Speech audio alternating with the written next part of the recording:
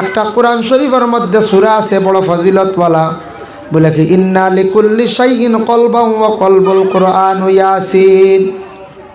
রাসূলুল্লাহ ফরমান তোমাদের জেলা কলব আছে কোরআনের মধ্যে কলব হইল গিয়া সূরা ইয়াসিন। ওমান কারা ইয়াসিন, কেউ যদি সূরা ইয়াসিন শরীফ যদি একবার পড়েন কাতাবাল্লাহু লাহু বিকিরাতিহা, এই বান্দা যদি একবার সূরা ইয়াসিন শরীফ যদি পড়েন কিরাতিল কুরআন 10 মাররা, এই বান্দার আমল নামার মধ্যে 10 কোরআন খতমের সওয়াব আল্লাহ দান করেন। একবার তিলাওয়াত করলে সূরা ইয়াসিন শরীফ 10 কোরআন খতমের সওয়াব আল্লাহ আমল নামায় দান করেন। সুবহানাল্লাহ, অত ফজিলত সূরা ইয়াসিন শরীফ একবার তিলাওয়াত করলে। কি করে পড়ার মধ্যে সে আসেনি, ইটা যদি খোঁজ খবর লই না, ও সন্তান বেশি মা বাবার হাত ছাড়া নষ্ট হয়। সন্তানের সবসময় খোঁজ খবর লইতা বাবা বাড়ির থাকেন না বাইরা থাকেন, বাইরা কাজে খামে যান, ব্যবসা বাণিজ্য যান, কিন্তু মায়ের কথা যদি সন্তানে পুরাপুরি শুনে না, বিকালবেলা বাবা বাড়িতে আসার পরে মায়ের তখন কইতা স্বামীরে তোমার সন্তান এইভাবে কথা শুনে না, পড়ার মধ্যে বসে না, এটা মায় কিন্তু হইতা চাপাইয়া রাখতা না। যদি কোনো মায় এইভাবে চাপাইয়া রাখুন, একদিন ও সন্তান বরবাদ হইব, নষ্ট হইব, সেই সন্তানের কারণে মা বাবা ভুগিবা। ছোটো থাকতে সন্তানরে মোটিতা নয়, কন্ট্রোলে আনয়, তারে সুন্দর করে চলা শেখায়, মাত কথা তারে শেখায়, তারে আদব শিখায়, তারে খাওয়া শিখায়, এগুলা দায়িত্ব কার মার। মাস্টারও তো সারা খাওয়া শিখাইতে পারবে, মেসা বেজি না, এর লাগে এগুলা মার দায়িত্ব, বাবার দায়িত্ব। মা বাবাই বাকি সময়ের ভিতরে সন্তানের খোঁজ খবর লক্ষ্য। ঠিক সন্ধ্যার সময় গেছে গিয়ে, সন্ধ্যার সময় সন্তানকে গুরুত্ব দেখা পড়ার ব্যবহারে। আগে আগে প্রায় মুসলমানদের বাড়ির মধ্যে সকাল সন্ধ্যার বেলা শোনা যাইত বাচ্চারা সূরা ফাতিহা থেকে ইজাজুল জিলা পর্যন্ত পড়িতাম। বাচ্চারার একটা রুটিন আসলো, আর এই পড়ার ফায়দা আছে বাড়ির মধ্যে কোরআন তিলাওয়াত জারি হয়ে গেল গিয়া। এর লাগি প্রত্যেক মা বাবার সন্তান আদি অগলরে মাগরিবর লগে লগে তারারে কোরআন শরীফ পড়ার জন্য তাকিদ দেন, কোরআন শরীফ তিলাওয়াতের জন্য তাদের তাকিদ দেখা। আর সন্ধ্যার পরে আর বেশ দেরি না, তারে পড়ার জন্য চাপ সৃষ্টি করক, তার রুটিনের ভিতরে থাকক। যদি কমও পড়ে তবে এই সময়ের ভিতরে তারে পড়ার ব্যাপারে চাপ দিতাম, তারে পড়ার ব্যাপারে চাপ দিতাম। বুঝতো যে এই সময় তো আমার পড়া, এই সময় যদি পড়ি না আমার মায় বাবায় মারবা। তখন ছোটো থাকতে হে রুটিনও ঢুকি যাইত গিয়া। 7:30 8 হয়েছে, ছেলে মোটামুটি বড় বলে বাবা নমাজও যাও, মেয়েরও নমাজের আদেশ সরক্কা বলে নমাজ পড়াইজ, নমাজ না পড়লে খানি নাই, ডরাইব নাই, নমাজ না পড়লে খানি নাই। একদিন ডর ডাকাইছন, 2 দিন ডর ডাকাইছন, 3 দিনের দিন খানি নাই হইয়া খুব গরম খোয়া, খুব গুরুত্ব সহকারে তারে চাপ সৃষ্টি করক। তখন ছোটো থাকতে নমাজের আদত হয়ে যাইব গিয়া, তখন আস্তে আস্তে নমাজের দিকে সে অগ্রসর হয়ে যাইব। রাত মোটামুটি 9টার আগ পর্যন্ত কোনো বাচ্চাদের রে মা বাবায় ঘুমাইতে দিতা না। একবারে ছোটো যে তাইটার কথা না, যারা স্কুলও পড়ে, ক্লাস 5ও পড়ে, 6ও পড়ে, 4ও পড়ে, 3 পড়ে, তারে 9টার আগে ঘুম লাগাইতে দিতা না। বলি এই সময় তোমার পড়ার সময় পড়ো, লেখো, বুড়া লাগেননি, অজু করিয়া কোরআন শরীফ তিলাওয়াত করো, এইভাবে তারে রুটিনও রাখতা। আগুয়ান ঘুমাইতে দিতা না, আর বেশ দেরি করতেও তারে দিতা না, তারে বুঝাইতে হে বুঝতো যেন আমি এখন আমার পড়ার সময়। সকালবেলা ঘুম থাকি মুসলমানের বাড়ির মানুষ উঠতে, আমরা কিছু জায়গাত মানুষ দেরি হয়, যে বাড়ির মানুষ ঘুম থাকি দেরি করিয়া উঠন জানিয়া রাখবাই, বাড়ির মধ্যে ফজর রক্তের নমাজ নাই।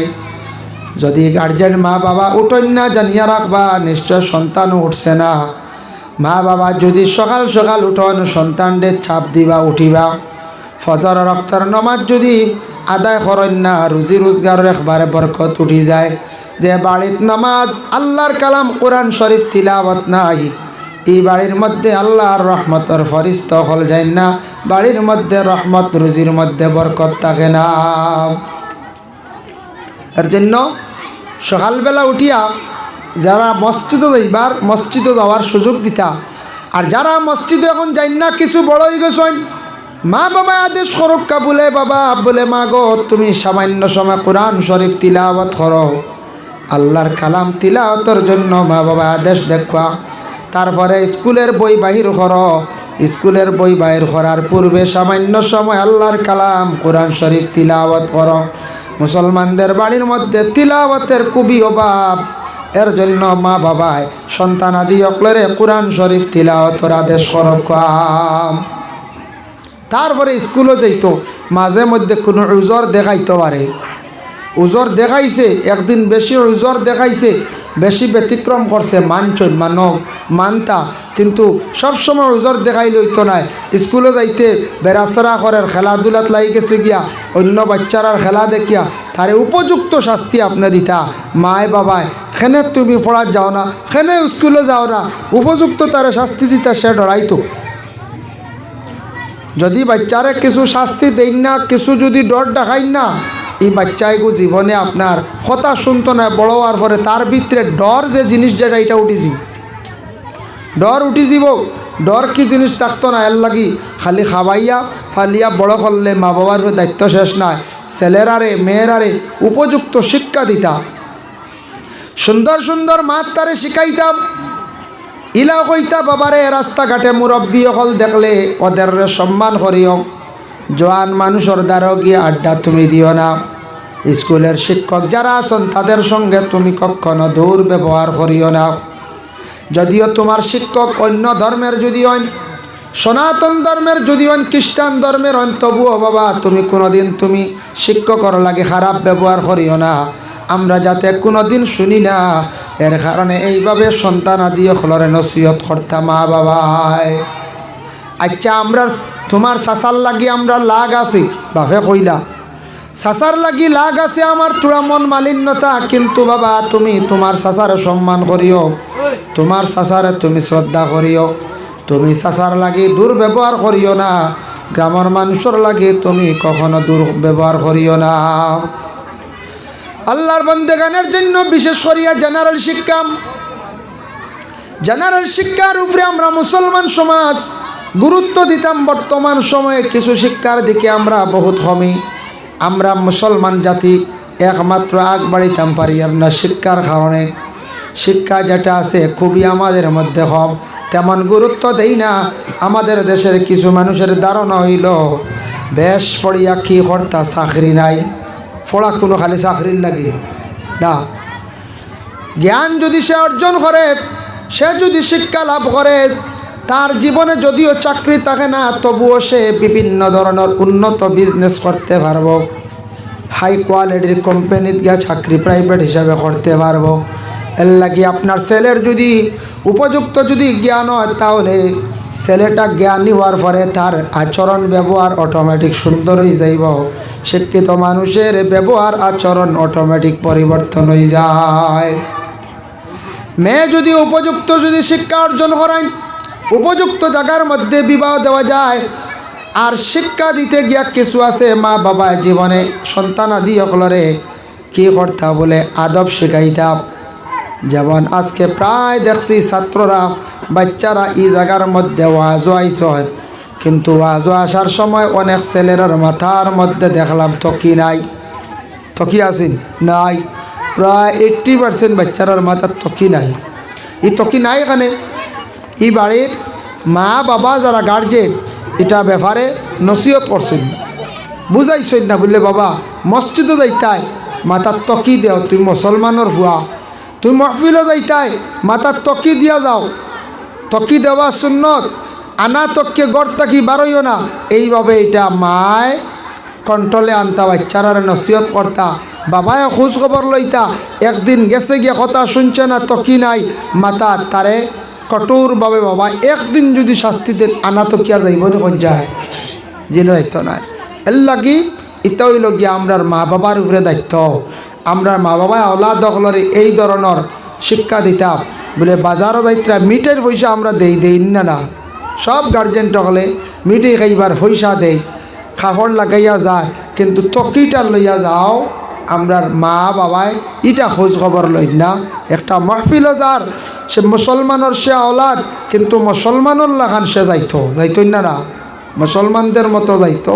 এগুলা আমরা মা বাবা খেয়াল করতা, এইগুলার প্রতি বিশেষ করে গার্জেনকে খেয়াল করতা, ইতা শিক্ষা দিতা মা বাবায়। অনেক শিক্ষা আছে যেগুলো খালি যেন ইসলামিক শিক্ষা জানার শিক্ষা নাই, তার চলা ফিরা মাত কথা সম্পূর্ণ। বাচ্চা একটু দুষ্টামি করব তবুও তারে আপনি কন্ট্রোলে রাখতা। সে তখন সে বুঝবো যে আমি বাড়িত চললে আমার বাবার মার হুকমর বাড়াউরি চলতাম পারতাম না, আমার উপরে প্রেশার আইব, আমার মা বাবায় আমারে মারবা দমক দিবা। এর লাগে ইটা ব্যাপারে প্রত্যেক মা এবং বাবায় খেয়াল রাখতা, খোঁজ খবর রাখতা। আর নাইলে সন্তান ভালিবা বড় হইব, কিন্তু সন্তানের আচরণ ব্যবহার আপনার জীবনে সুন্দর হইতা নাই, সন্তানে আপনার কথা কোনোদিন শুনত নাই। যার জন্য বিশেষ করিয়া দেখেন আল্লাহর বান্দেগান কোরআন আল্লাহর কালাম কিতাব যেখান এখান যদি কেউ যদি ফড়া যদি শিখন তারপরে যদি ফড়ান, আল্লাহর রসুলে ফরমান খায়রুকুম মান তাআল্লামাল কুরআন ওয়া আল্লামাহু। যারা পবিত্র কালামুল্লাহ শরীফের মানে শিক্ষা অর্জন করল, ফড়া শিখিল, জ্ঞান অর্জন করল, তারপরে অন্যরে আবার শিক্ষা দিল, অন্যরে আবার এটা ফড়িবার লাগি চেষ্টা করলো, ফড়াইল। নবীজি ফরমান সবচাইতে উত্তম হইয়া থাকছে গিয়া সেই ব্যক্তি। এর জন্য আল্লাহর বন্দেগান যা আল্লাহর কালাম কোরআন শরীফ প্রত্যেকের ঘরের মধ্যে আছে, তিলাওয়াত করেন। জীবনে যদি সুখ শান্তি চান কোরআন শরীফ তিলাওয়াত করেন, কোরআন ডে সম্মান করেন, কোরআন ডে বেশিরভাগ মানে তিলাওয়াত করার চেষ্টা করেন। যত বেশি বেশি কোরআন শরীফের লাগি সম্পর্ক রাখবা, কোরআনের প্রতি মহব্বত রাখবা, আল্লাহর যাতে দুনিয়ার জমিনও আপনার সম্মানী বানাইবা। এর লাগি কোরআন শরীফ তিলাওয়াত বেশর কাম নাই, কমও বালা, যে কোনো আমল কমও বালা করক, এক রুকু বালা তিলাওয়াত করক। একটা সূরা মুখস্থ আছে, আটি তিলাওয়াত করক, তবে এটা রুটিন অনুযায়ী আপনার জিন্দগিতে আপনি তিলাওয়াত করক। আহাবুল্লাহ আমালে ইলাল্লাহি আদওয়ামুহা ওয়া ইন কাল্লা। আল্লাহর কাছে ও ইবাদতটা সবচাইতে বেশি পছন্দনীয় বালা, যে ইবাদতটা যদি কম হয়, ইবাদতটা যদি কমও করেন মানে কমও পড়েন কমও করেন, এটা কিন্তু জারি থাকতো, এটা আপনার জারি থাকতো। আপনার রুটিন থাকতো সকালবেলা কোরআন শরীফ তিলাওয়াত, বিকালবেলা একটা টাইমে তিলাওয়াত করতে হয় তো মাগরিবের পরে সূরা ওয়াকিয়া ফারসুন্না ব্যতিক্রমে এশার পরে, সূরা মুলকে আপনি তিলাওয়াত করতে এশার নামাজের পরে। তারপরে আপনি তরিকতর অন্তর্ভুক্ত হইছেন, আপনি সবক চালাইতাম। আমরা তরিকত কি জিনিস হকিকত তরিকত বুঝিয়ার না, খেওয়াছি বয় তৈছি কোনো পীর মুর্শিদের কাছে, যেমনে খালি শুধু বয় তৈসলাম আর জিন্দগিতে কোনো সবকর প্রতি খেয়াল নাই। খালি বয় তৈছি পীর সাহর কাছে, আর কোনো সবক চলের নি ডুলের নি, ইটা আমরার কোনো খোঁজ খবরও নাই। আল্লাহর বন্দেগানের জন্য বিশেষ করে জানাবে মুহাম্মদুর রাসূলুল্লাহ সাল্লাল্লাহু আলাইহি ওয়াসাল্লামে ফরমায়, একটা কোরআন শরীফের মধ্যে সূরা আছে বড় ফজিলতওয়ালা, বলে কি ইন্না লিকুল্লি শাইইন কলবান ওয়া কলবুল কুরআন ইয়াসিন। রাসূলুল্লাহ ফরমান, তোমাদের জেলা কলব আছে কোরআনের মধ্যে কলব হইল গিয়া সূরা ইয়াসিন। ওমান কারা ইয়াসিন, কেউ যদি সূরা ইয়াসিন শরীফ যদি একবার পড়েন, কাতাবাল্লাহু লাহু বিকিরাতিহা, এই বান্দা যদি একবার সূরা ইয়াসিন শরীফ যদি পড়েন, কিরাতিল কুরআন 10 মাররা, এই বান্দার আমল নামার মধ্যে 10 কোরআন খতমের সওয়াব আল্লাহ দান করেন। একবার তিলাওয়াত করলে সূরা ইয়াসিন শরীফ 10 কোরআন খতমের সওয়াব আল্লাহ আমল নামায় দান করেন। সুবহানাল্লাহ, কত ফজিলত সূরা ইয়াসিন শরীফ একবার তিলাওয়াত করলে। আল্লাহর বান্দেগানের জন্য বিশেষ করিয়া পবিত্র কালামুল্লাহ শরীফ কোরআন, যে কোরআনের মধ্যে আরো ফজিলতওয়ালা সূরা আছে। যে কোনো কবরিস্তান আপনি দেখছেন, দেখার পরে কমাজ কম হোক আসসালামু আলাইকুম ইয়া আহলাল কবর, সালাম দেখ। আর পরে যদি পড়েন সমাজ কম 3 মর্তবা যদি সূরা ইখলাস শরীফ যদি পড়িতে পারেন, সূরা ইখলাস কুল হুয়াল্লাহ সূরার মধ্যে এত বেশি ফজিলত। আল্লাহর রাসূলের কাছে একজন ব্যক্তিকে জানতে চাইল, প্রশ্ন করলা, ইন্না রাজুলান সাআলা রাসূলুল্লাহি সাল্লাল্লাহু আলাইহি ওয়াসাল্লাম, ইয়া রাসূলুল্লাহ, আমি একটা জিনিস জানতাম চাই আর আপনার কাছে আমি জানতে চাই। কালা খৈলাতান কালা ইন্নী উহিব্বু হাযিহি সূরাতা কুল হুয়াল্লাহু আহাদ। ইয়া রাসূলুল্লাহ, আমি কুল হুয়াল্লাহ সূরাটারে আমি বড় মহব্বত করি, বালা ভাই। কুল হুয়াল্লাহ সূরাটা বড় আমি বালা হয়। আল্লাহর রাসূলে এই ব্যক্তির কইলা, কালা ইন্না হুব্বাকা ইয়্যাহা আদখালাকাল জান্নাহ। এই সূরারে যদি তুমি মহব্বত করো, সেই সূরা তোমারে জান্নাতের মধ্যে দাখিল করব। বুঝবাইতরা সূরা ইখলাস সুজা। এই সূরা ইখলাসের ব্যাখ্যাত অনেক আলোচনা আনছেন তাফসিরে ইবনে কাসির, যার কারণে সূরা ইখলাস বালা 3 বার আমরা কবরস্থানের পাশে গিয়া পড়িয়া মুর্দেগানোর জন্য আমরা দোয়া করতাম।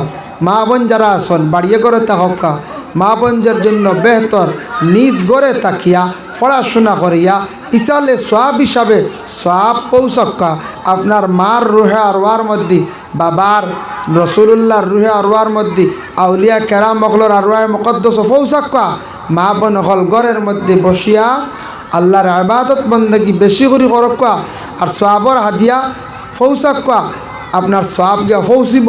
শরহ সুদূর কিতাব দেখলাম জালালউদ্দিন সুয়ুতি লেখসত যেন যে কোনো বন্দায় যদি সামান্য পড়াশোনা করিয়া তিলাওয়াত করিয়া যেন চাইব যে ময়্যিতর রুহে আরওয়ার মধ্যে কথা উল্লেখ করি কইব, ও জায়গা ও রুহে আরওয়ার মধ্যে ও আরওয়ায় মুকদ্দাস আল্লাহ ফরিস্তাদের দ্বারা সোয়াবর হাদিয়া নিয়ে পৌঁছাইয়া দেন। সুবহানাল্লাহ। এর জন্য মুহতারাম আজিনে কারাম, আজকে সালে সব মাহফিল, সেই মাহফিলে আপনারা আশপাশ প্রতিবেশী এলাকার যত দাওয়াত পাইছেন ইনু আম তৌরে দাওয়াত দেওয়া হয়েছে, আপনারা এই সালে সব মাহফিল অংশগ্রহণ করক্কা। এখন একবারে অন্তিম টাইম মাগরিবর অক্ত, যার কারণে আমি তুই একা এলাকার মানুষ গতিকে আইছি, সামান্য সময় আলোচনা করছি। আল্লাহ কবুল করক্কা। কোরআন শরীফরে সারা তিলাওয়াত করক্কা, কোরআন তিলাওয়াতের প্রতি সারা অগ্রসরক্কা, বাড়িয়ে করে মা বোন হলো তিলাওয়াত করক্কা। আর আমরা একটু শিক্ষার দিকে, বুনিয়াদী শিক্ষা, ইসলামিক শিক্ষা, তাই আমরা প্রত্যেক শিক্ষা প্রতিষ্ঠানের দিকে আমরা অগ্রসর হইতাম, শিক্ষার দিকে আমরা অগ্রসর হইতাম। শিক্ষা এমন এক জিনিস, শিক্ষা না থাকলে মানুষ একবারে বরবাদ হয়ে যায়, ধ্বংস হয়ে যায়, মানুষের চক্ষু তাকিয়া অন্ধকার। আল্লাহ আমরা প্রত্যেকরে বেশি বেশি করিয়া নেক আমল এবং কোরআন শরীফ তিলাওয়াত করার তৌফিক দান করুক। আল্লাহুম্মা আমিন।